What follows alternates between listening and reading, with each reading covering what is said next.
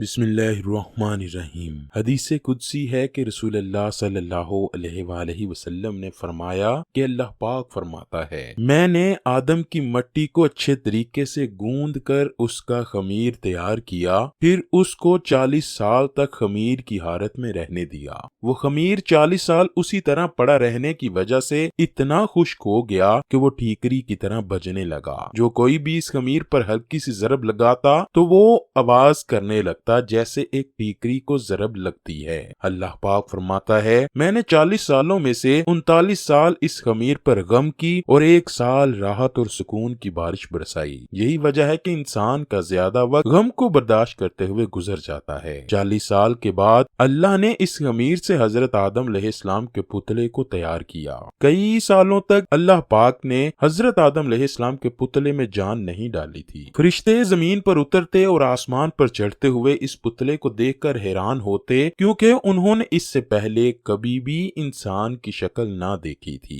ایک دن حضرت آدم کے پتلے کے پاس سے ابلیس اپنے ساتھیوں کے ساتھ گزر رہا تھا۔ ابلیس نے حضرت آدم علیہ السلام کے پتلے پر ہلکی سی ضرب لگائی تو وہ کھوکھلا تھا۔ اس پتلے سے مٹی کے کھڑکنے کی آواز آئی۔ ابلیس اس پتلے میں داخل ہوا اور پیچھے سے باہر نکل گیا۔ ابلیس نے اپنے ساتھیوں سے کہا، یہ پتلا تو کھوکھلا ہے، یہ اپنی بات پر ثابت قدم نہیں رہ سکے گا۔ ابلیس نے اپنے دوستوں سے کہا، اگر اس کو ہم سے افضل بنایا گیا تو تم سب کیا کرو گے؟ انہوں نے جواب دیا، ہم تو بس وہی کریں گے جو ہمارے رب کا حکم ہوگا۔ اس پر ابلیس نے دل ہی دل میں کہا کہ اگر اس کو مجھ سے افضل بنایا گیا تو میں اس کو ماننے سے انکار کروں گا۔ پھر اللہ نے روح کو حکم دیا کہ اس قلب میں داخل ہو جا اور تمام حصوں میں پھیل جاؤ۔ جب روح حضرت آدم کے قلب کے پاس پہنچی تو جسم کو تنگ و تاریک پایا، اندر جانے سے رک گئی۔ بعض روایات میں آتا ہے کہ تب نور مصطفیٰ صلی اللہ علیہ وآلہ وسلم سے وہ قلب جگمگایا گیا، یعنی وہ نور آدم کی پیشانی میں امانت رکھا گیا۔ اب روح آہستہ آہستہ داخل ہونے لگی۔ ابھی سر میں تھی کہ آپ کو چھینک آئی اور زبان میں پہنچی تو آپ نے الحمدللہ پڑھا تو اللہ نے اس کے جواب میں یرحمک اللہ کہا اور اللہ نے فرمایا، اے ابو محمد، میں نے تمہیں اپنی حمد کے لیے ہی پیدا کیا ہے۔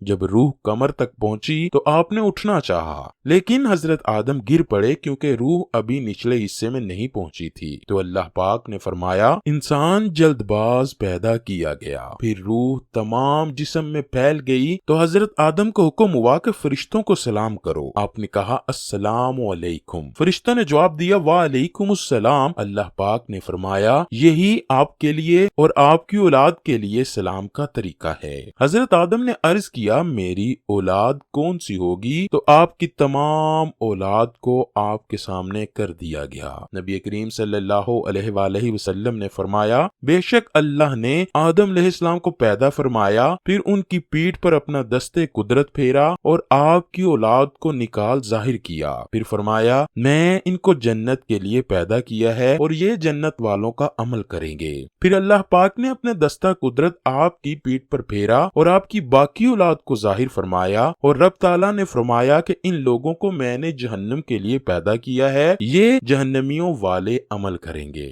اللہ تعالیٰ نے آدم علیہ السلام کو تمام اشیاء کے نام سکھائے، پھر سب اشیاء ملائکہ پر پیش کر کے فرمایا، سچے ہو تو ان کے نام تو بتاؤ۔ حضرت ابن عباس، اکرمہ، قتادہ، مجاہد اور ابن زبیر کا ارشاد ہے، اللہ پاک نے حضرت آدم کو تمام چیزوں کے ناموں کا علم عطا کیا، یہاں تک کہ بڑے اور چھوٹے پیالے کے نام بھی بتائے۔ بعض حضرات نے حضرت ابن عباس کی طرف قول منسوب کرتے ہوئے کہا ہے کہ آپ نے فرمایا کہ حضرت آدم علیہ السلام کو اللہ نے جو کچھ ہو چکا ہے اور جو کچھ ہونا ہے اس سب کا علم عطا فرمایا۔ پہلے معنی اور اس معنی کے لحاظ سے مقصد ایک ہی ہے کہ اللہ پاک نے حضرت آدم کو تمام چیزوں اور ان کے ناموں کا علم عطا کیا، خواہ وہ پہلے پائی جا چکی ہوں یا بعد میں پایا جانا ہو۔ اللہ پاک نے حضرت آدم کو تمام چیزوں کے احوال اور ان سے دینی یا دنیاوی منافع جو متعلق ہیں ان تمام کا علم فرمایا۔ ایک قول کے مطابق آپ علیہ السلام کو تمام زبانیں سکھا دی گئیں اور ایک قول کے مطابق آپ کو تمام ملائکہ کے ناموں سے آگاہ کر دیا گیا اور ایک قول کے مطابق آپ کو تمام ستاروں کے نام سے مطلع فرما دیا گیا۔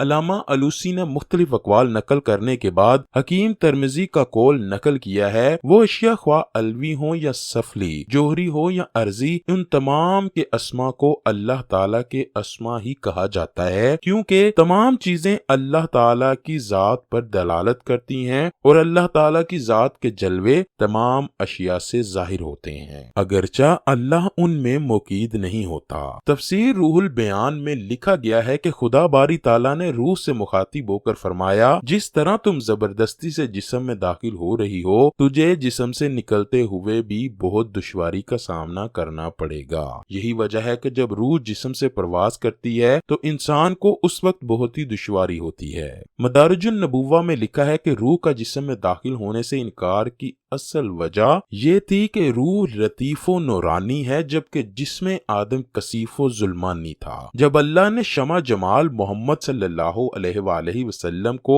حضرت آدم کی پیشانی میں داخل کیا تو روح بلا تردد حضرت آدم کے جسم میں داخل ہو گئی۔ جب روح جسم میں داخل ہوئی تو تب سے روح نے جسم میں اپنا سفر شروع کیا۔ سب سے پہلے روح حضرت آدم کے سر، کانوں اور زبان میں داخل ہوئی، پھر آہستہ آہستہ پورے جسم میں پھیلتی گئی، سب سے آخر میں حضرت آدم کے قدموں تک جا پہنچی۔ اس سے آگے اور مزید کچھ نہ تھا، اس لیے روح واپس ناک تک آئی۔ جب روح ناک کے نتنوں تک آئی تو حضرت آدم کو ایک زوردار چینک آئی۔ انسان کے جسم سے سب سے پہلے چینک کی آواز آئی، جو انسانی جسم میں روح داخل ہونے سے سب سے پہلی آواز تھی، وہ چینک ہی تھی۔ اللہ پاک نے حضرت آدم علیہ السلام سے فرمایا کہ الحمدللہ رب العالمین کہو۔ اللہ کے حکم سے حضرت آدم نے یہ الفاظ بولے، یہی الفاظ سب سے پہلے حضرت آدم علیہ السلام کے منہ سے نکلے۔